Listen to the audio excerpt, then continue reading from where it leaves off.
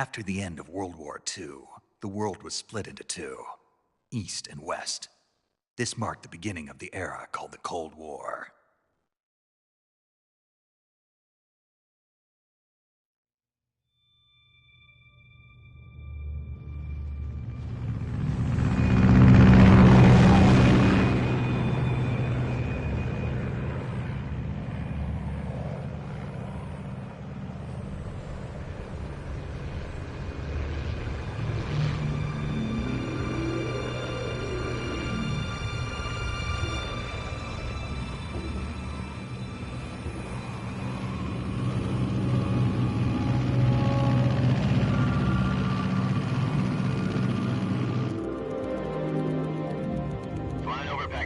Altitude 30,000 feet. Approaching Soviet airspace.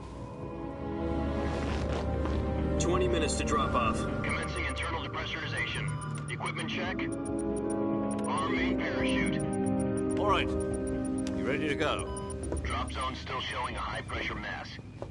Cav okay. Good. We've got high visibility.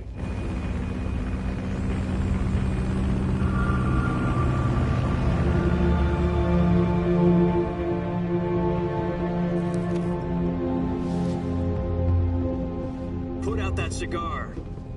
Connecting oxygen hose to interior connector. Put on your mask.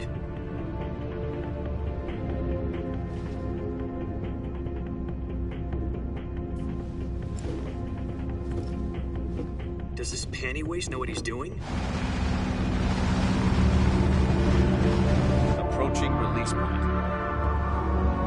10 minutes to drop off. Hey, are you deaf? He said put out the cigar and put on your mask.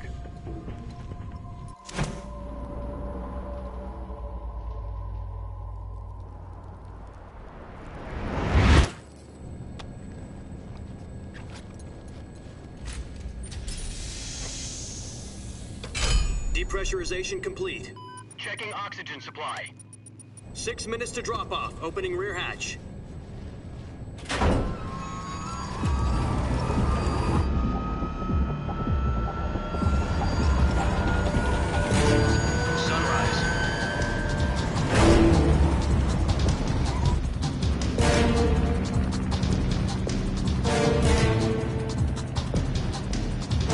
External temperature minus 46 degrees Celsius.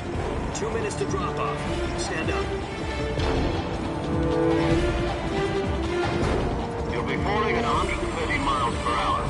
Try not to get frostbite from the wind chill. 1 minute to drop off. Move to the rear. Activate bailout model. This is one for the history books. The world's first halo jump. 10 seconds to drop off. Stand by. Status okay. All green. Prepare for drop-off. Countdown. 5, 4, 3, 2, 1. Spread your wings And fly. God be with you.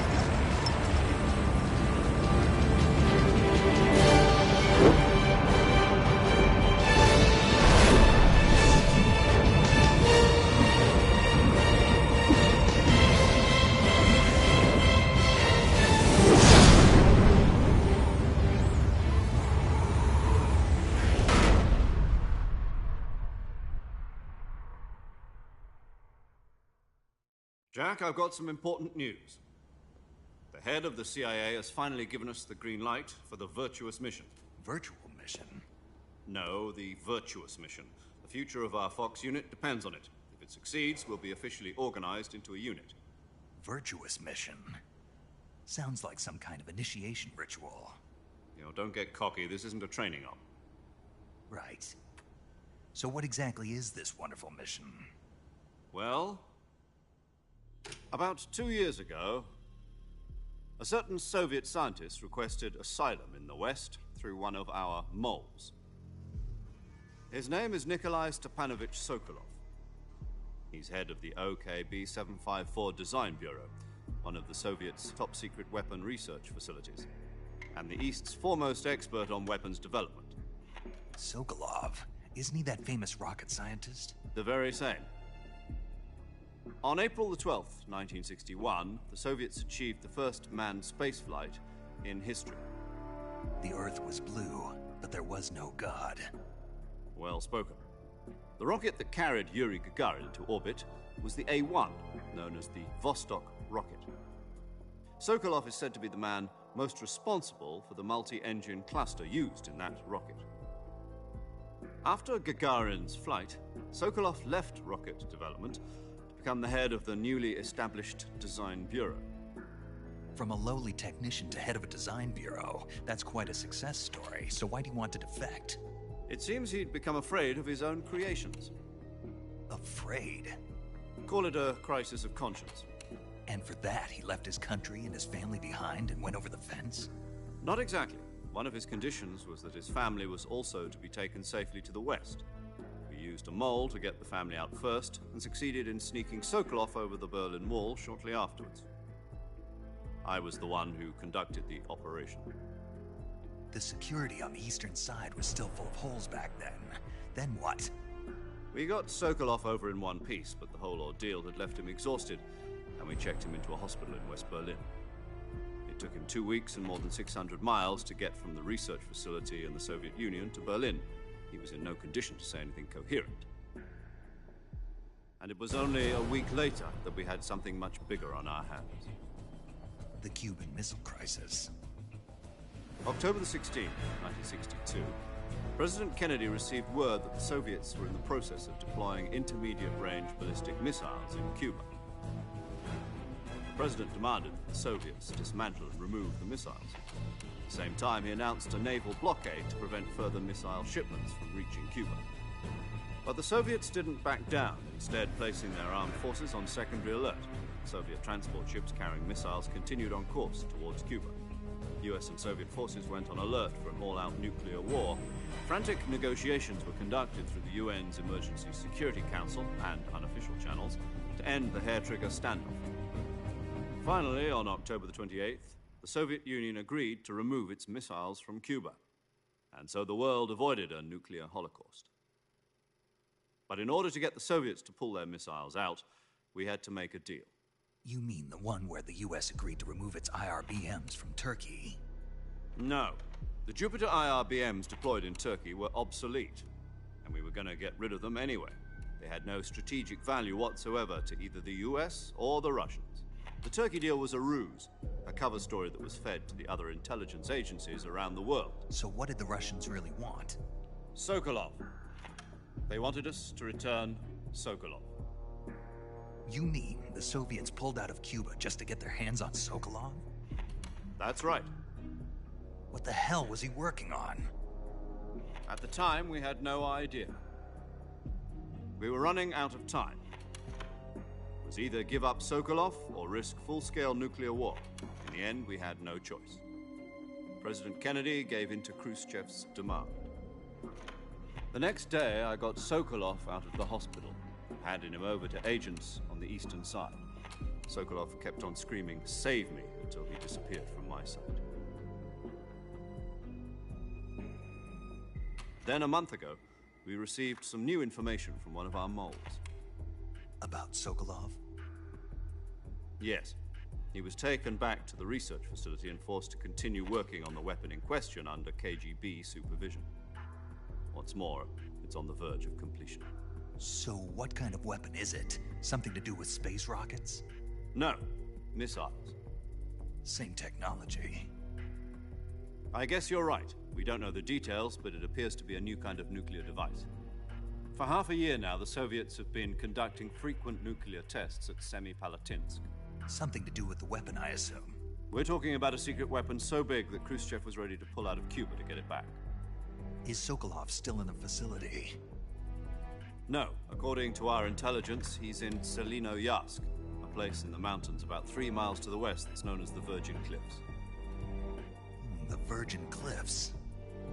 Nice name for a virtuous mission. They moved him there just recently. Why? Apparently, they're conducting a field test of the weapon, but it's our best chance to get him back. This mission would never have been possible if he was still in the research facility.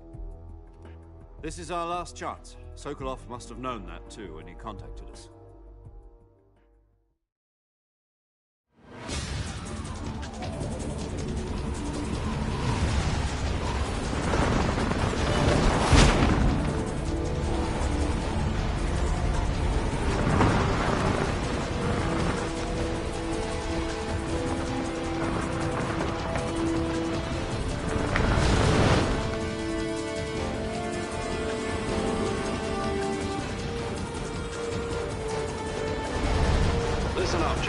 Your mission is to infiltrate Selino Yask in the Soviet mountains, ensure the safety of Sokolov, and bring him back to the West.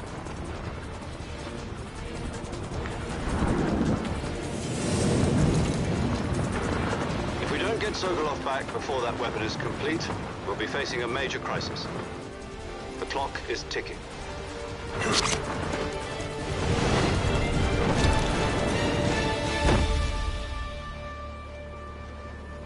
Once we've confirmed the rescue of Sokolov, stand by at the recovery point. A recovery balloon will be dropped at that point.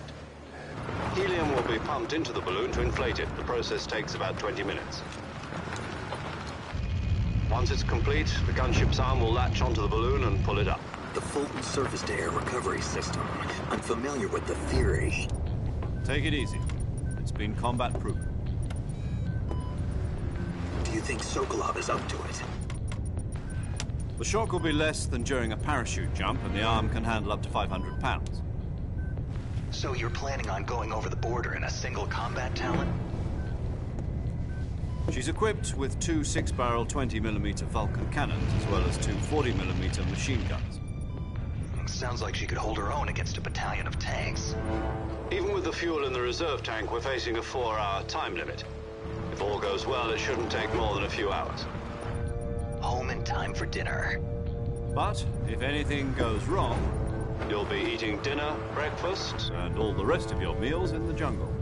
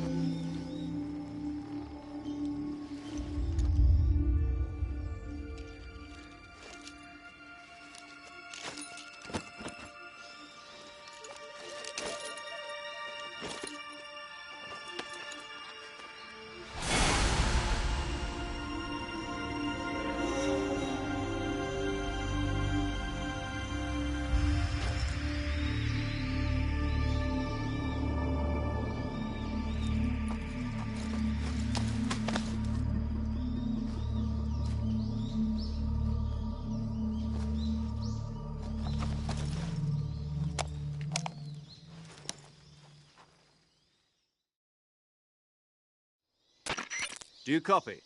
You're already in enemy territory, and somebody might be listening in. From here on out, we'll be using code names to refer to each other. Your code name for this mission will be Naked Snake. I'll be referring to you as Snake from now on. You're not to mention your real name. Snake? Oh, you don't like snakes? What do you mean? You've eaten one before, haven't you? In survival training. I'm glad to hear that. I don't know if I'd ever order one in a restaurant, but... Be careful, you might not have a choice. What about you, Major? What should I call you? Let's see. I'll be Tom. Call me Major Tom. This will be a sneaking mission. You must not be seen by the enemy. You must leave no trace of your presence. Is that clear? This kind of infiltration is the Fox unit's speciality. In other words, weapons and equipment are procured on site. That goes for food as well. You're completely naked, just as your name implies. Great. Now I see why you asked me if I like snakes. I suppose calling me Snake was your idea of a joke, too. No. There's a good reason for that. I'll tell you later when the time is right. Gotcha. Getting back to the subject, how exactly am I supposed to feed myself? You've been issued a knife and a tranquilizer gun. Use them to hunt for food. You'll also find some medical supplies in your backpack. Yeah, about the backpack. I lost it in a tree on the way down. I see. Well, you'd better go back and get it then. You know where it is? No problem. I can see it from here. It's stuck on a branch. To climb a tree, Stand in front of a tree that's covered in ivy and press the action button. I'll be monitoring your progress over the radio. We can't risk violating Soviet airspace, but I'll be in the gunship. My frequency is 140.85. I'll give you a call if I need to talk to you. If you need to talk to me, use the send function. Okay, Snake, go get your backpack.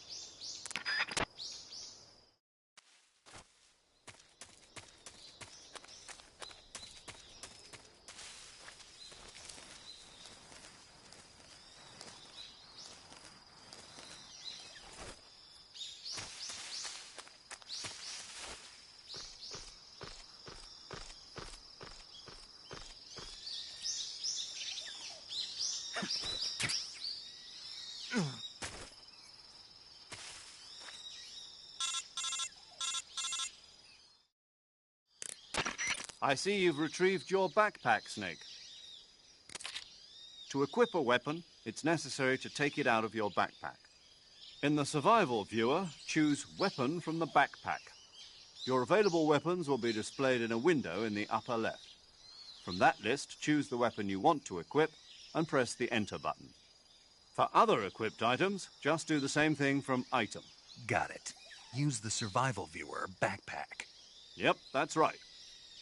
Survival is fundamental to this mission. After you've been out in the field for a while, your stamina will start to drop.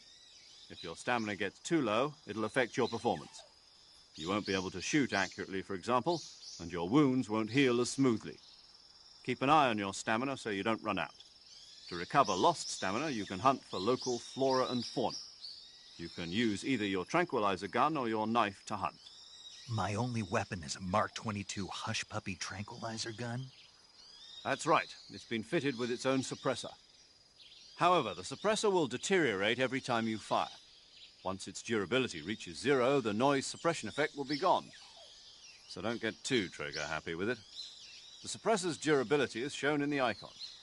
Any weapons and equipment beyond what you're carrying now, you'll have to find as you go. I have to find my own weapons and equipment? Whose crazy idea was this anyway? Solo covert actions are standard Fox operating procedure. You can't leave any traces of your presence. No weapons, equipment, footprints, sweat, or bodily waste. The same goes for bullets and cartridges, too. Your presence in enemy territory is already a violation of international conventions of warfare. There aren't supposed to be any American soldiers in Russia. It could spark an international incident. You can't let anyone see you. You can't let the enemy know you're there. This is a stealth mission.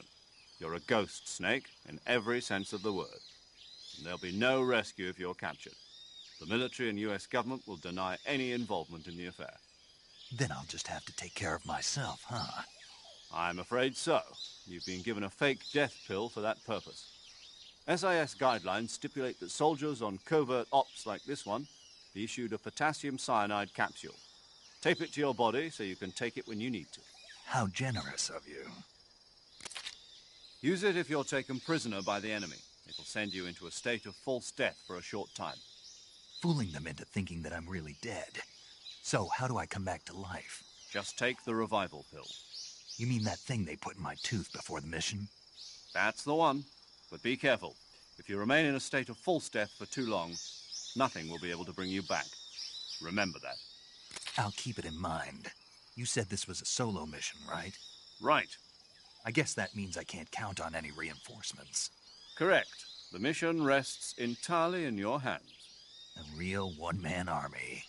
Relax. There's a support team ready to back you up over the radio. Who? I'll introduce them to you. This time, survival is of utmost importance. The first member of the support team will be in charge of monitoring your... as well as recording your mission data. She's a member of Fox as well, and she's here on the gunship with me. She? Hello, Snake. I'm Paramedic. Nice to meet you. Paramedic. As in a medic who comes in by parachute. Aren't you going to tell me your real name? Are you going to tell me yours, Mr. Snake? My name, huh? It's John Doe. And they call you Jack for short. You're a regular Captain Nemo. A name means nothing on the battlefield. After a week, no one has a name. What's your name? Jane Doe. Very funny. I wasn't joking, but I'll tell you my name only if you manage to make it back alive. My frequency is 145.73. She's also in charge of recording your mission data. Whenever you want to save, send a message over the reserved save frequency, 140.96. So saving lets me record my mission data. That's right. It also records the state of your health. Good to know. There's one more person I want to introduce you to, Snake. Huh? Speaking of snakes, you remember the boss, don't you? A legendary soldier and your mentor. Actually, it was the boss that got the DCI's authorization in the first place. She's going to be serving as Fox's mission advisor. The boss is? She also helped me plan this mission. She and I were at SAS together. Jack, is that you? How many years has it been? Boss?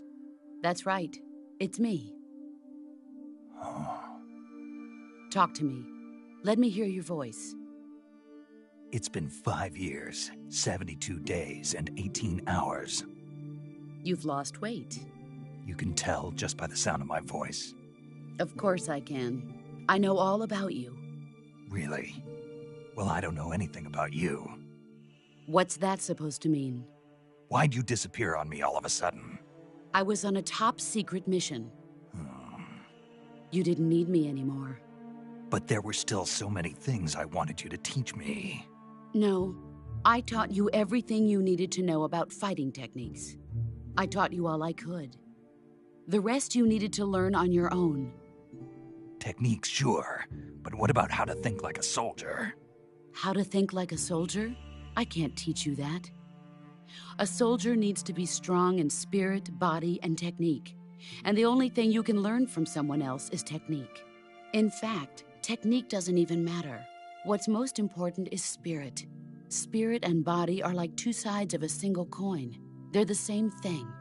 I can't teach you how to think. You'll just have to figure it out for yourself. Listen to me, Jack. Just because soldiers are on the same side right now doesn't mean they always will be. Having personal feelings about your comrades is one of the worst sins you can commit. Politics determine who you face on the battlefield. And politics are a living thing.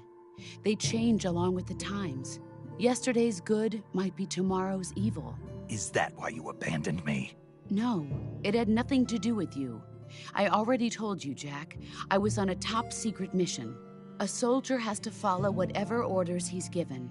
It's not his place to question why. But you're looking for a reason to fight.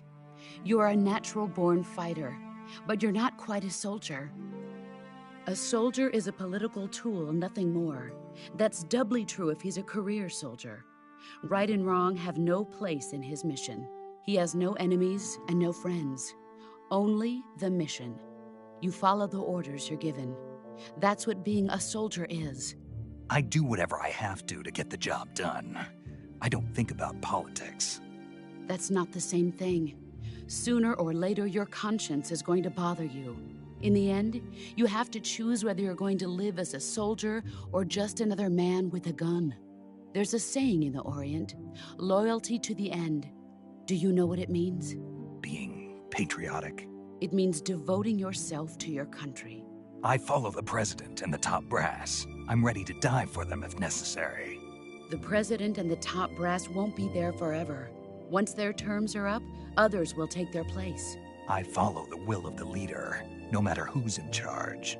People aren't the ones who dictate the missions. Then who does? The times. People's values change over time, and so do the leaders of a country. So there's no such thing as an enemy in absolute terms. The enemies we fight are only enemies in relative terms, constantly changing with the times. As long as we have loyalty to the end, there's no point in believing in anything, even in those we love. And that's the way a soldier's supposed to think? The only thing we can believe in with absolute certainty is the mission, Jack. All right, but do me a favor. What is it? Call me Snake. Snake? Oh, right. Your codename is Snake. It suits you well. That's right. The legendary unit that the boss put together during World War II was a snake. The Cobra unit, a group of heroes that brought the war to an end and saved the world. As long as you've got a legendary hero backing you up, you'll be fine. Isn't that right, Snake? Yeah, I can't think of anyone else I'd rather have with me. Oh, and one more thing, boss. Yes?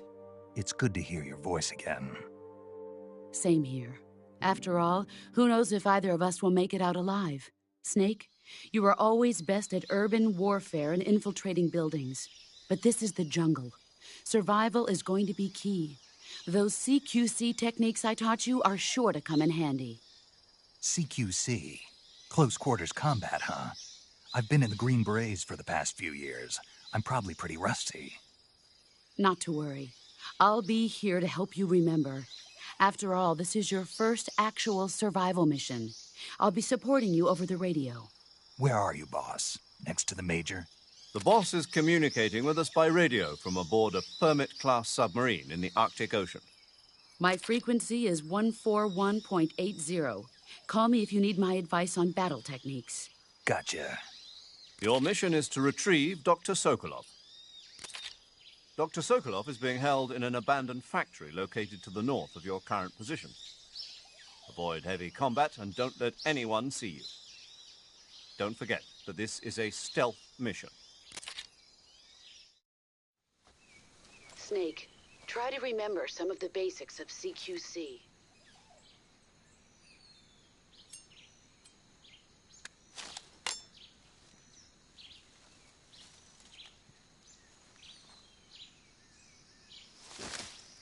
Commencing virtuous mission now.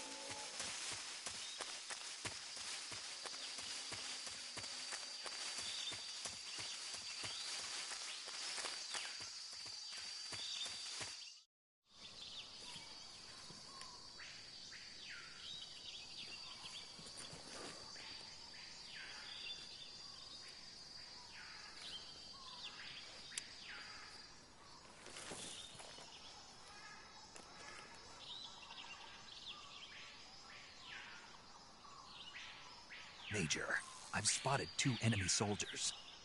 They're probably KGB troops sent to guard Sokolov. AK-47s and grenades. Snake, your presence in Soviet territory is already a violation of international law. We can't let the Kremlin find out that the CIA and the American government are involved.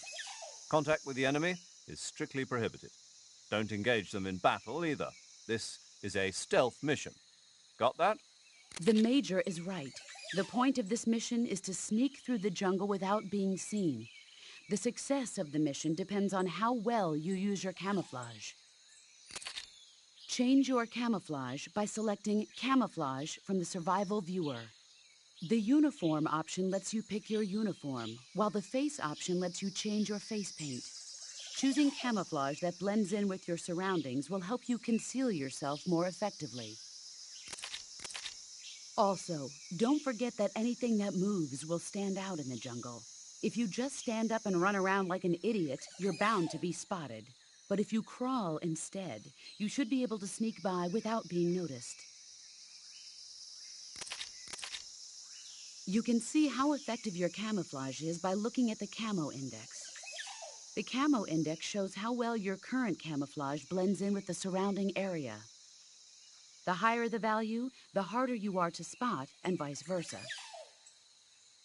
The key is to make yourself one with nature. Keep that in mind as you go along, okay?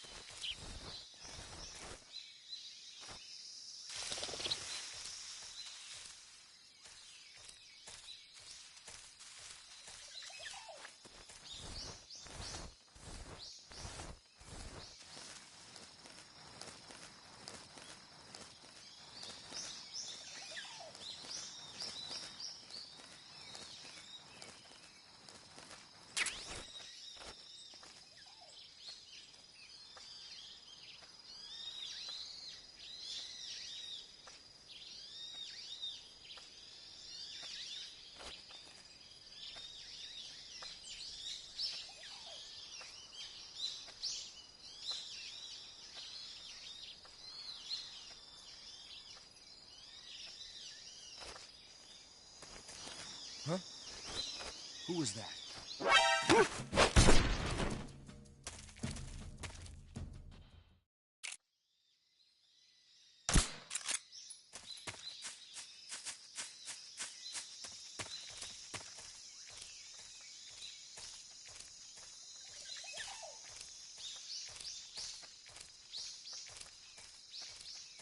Huh?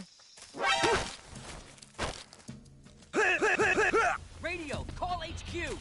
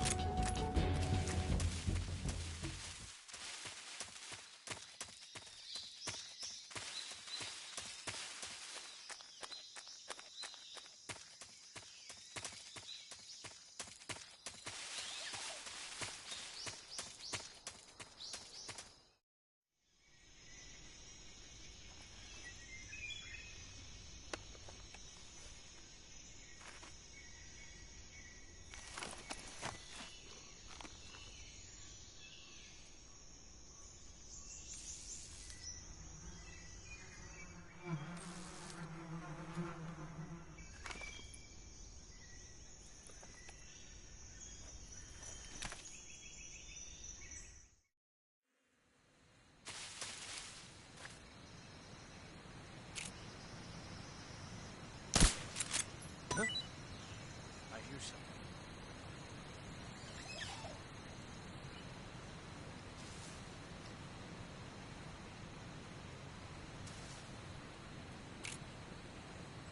There's nothing here. Huh? I hear something.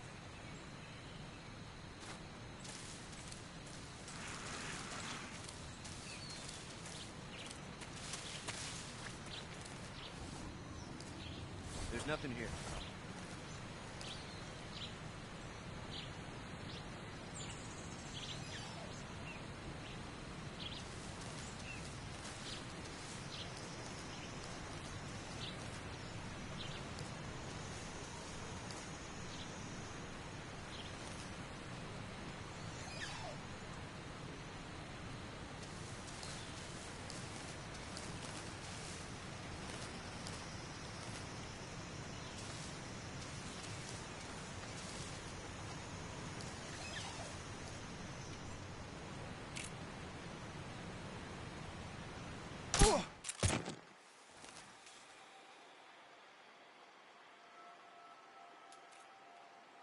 HQ, respond. This is HQ. Patrol here. We're under enemy fire. Enemy's position is unknown. Going into alert formation. Acknowledged. Sending reinforcements. Use extra caution.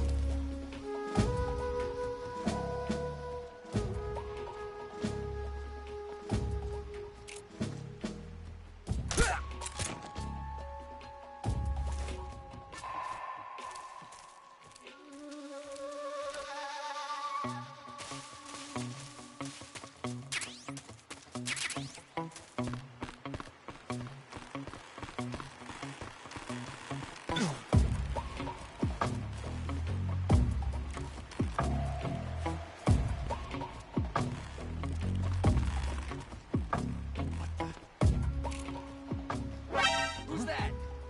What's going on?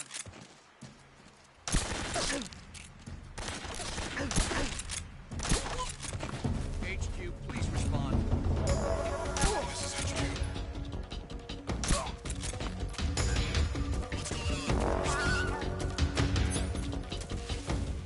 What's going on out there?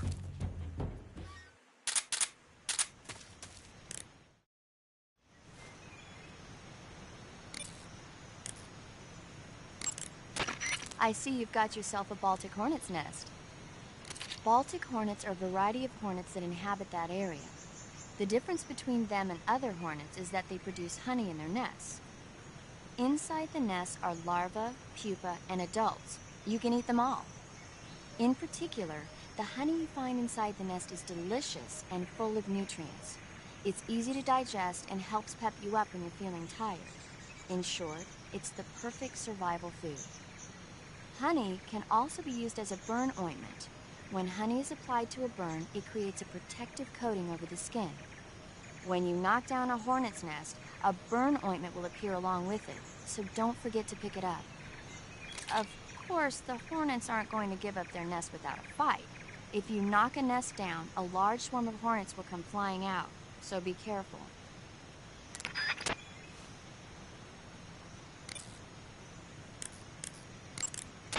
Saving the game, Snake?